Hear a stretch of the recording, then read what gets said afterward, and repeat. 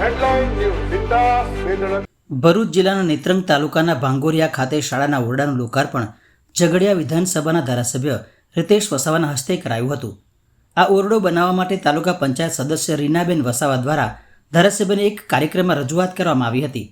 ત્યારબાદ ધારાસભ્ય રિતેશ વસાવાએ તેઓની રજૂઆતે ધ્યાન લઈને તેઓની ગ્રાન્ટમાંથી તાત્કાલિક 5 લાખ રૂપિયા પાસ કરી શાળાના ઓરડાનું કામ ચાલુ કરાવ્યું હતું.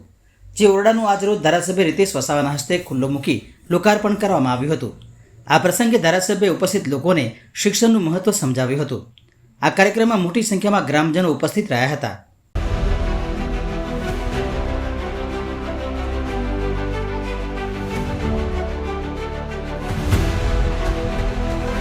हर समस्या की डेट।